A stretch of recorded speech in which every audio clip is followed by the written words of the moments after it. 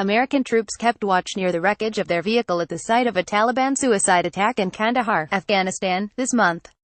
Havid Tanvir Agence France Presse, Getty Images. President Trump's new strategy for the war in Afghanistan, which he laid out Monday night in a televised address, is intended to give a badly needed boost to the campaign to push back the Taliban, step up the fight against terrorism and reverse the steady deterioration of security that has allowed devastating bombings to shake Kabul. The strategy, which would require several thousand more troops to implement, will likely help, current and former United States commanders said. It would allow American officers to more closely advise Afghan brigades, train more Afghan special operations forces and call in American firepower. But even those who support Mr. Trump's strategy cast his decision as the start of yet another challenging chapter that might, at best, enable Afghan forces to regain momentum on the battlefield over the next several years, not a quick fix for the problems that have bedeviled the region for nearly 16 years. I do not think many believe there could be an outright victory, said Michael O'Hanlon of the Brookings Institution, who has been an advocate of sending more troops to Afghanistan. But if President Trump can reverse the momentum, then he could arguably claim bragging rights and achieve at least a partial strategic success. Mr. Trump had little room to maneuver, given the situation on the ground in the political calculus. No president was going to suggest to a war-weary American public the sort of troop surge that brought force levels to 100,000 in 2010, the peak of the American military's presence in Afghanistan. But Mr. Trump has also concluded, as do most national security experts, that departing altogether would create a breeding ground for terrorists that threatens the West.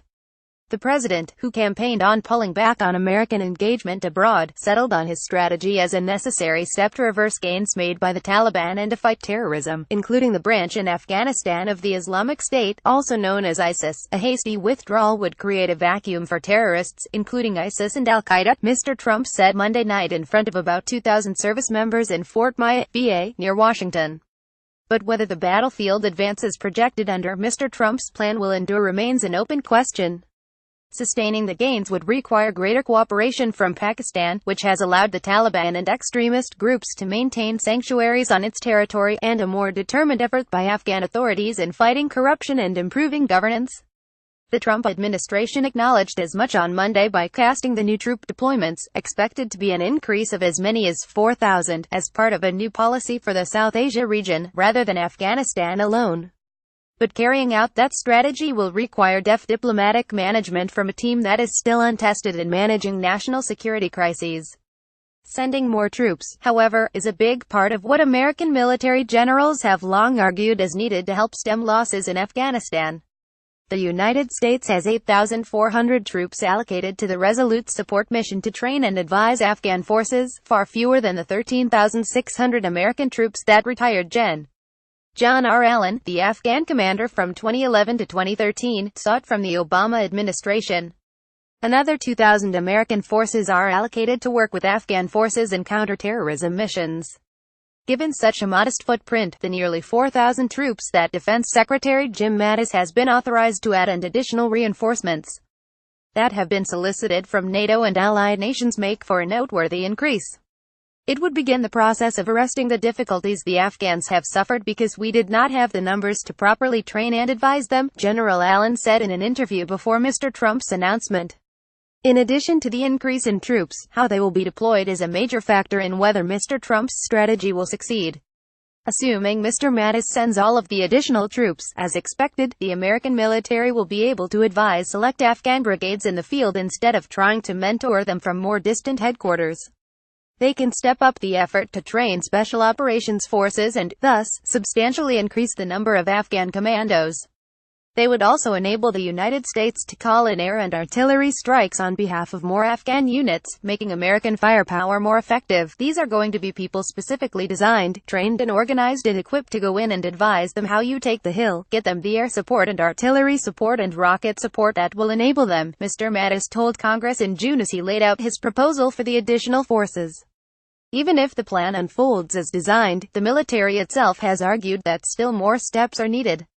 Achieving lasting gains will depend heavily on the Trump administration's ability to persuade Pakistan to shut down the sanctuaries that the Taliban and extremist groups like the Haqqani Network enjoy on its territory, a goal that has eluded both Republican and Democratic administrations. No partnership can survive a country's harboring of militants and terrorists who target U.S. service members and officials, Mr. Trump said.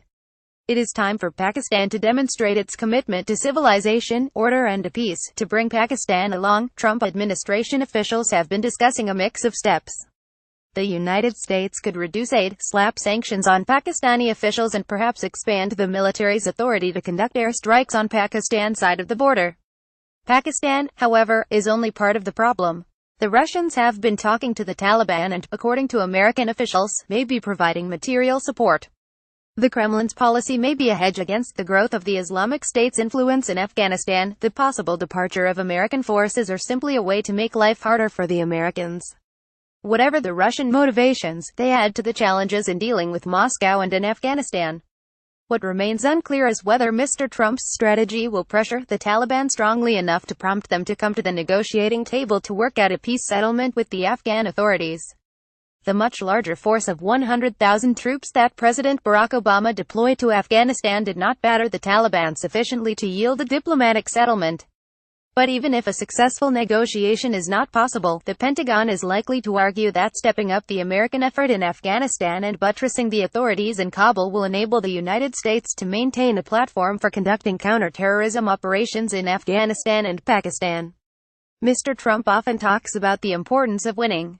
But as the Afghan war nears the end of its 16th year, not losing may be the more immediate and achievable objective. A version of this news analysis appears in print on August 22, 2017, on page A11 of the New York edition with the headline "U.S. Plan for Afghanistan May Help, but Few Expect Outright Victory."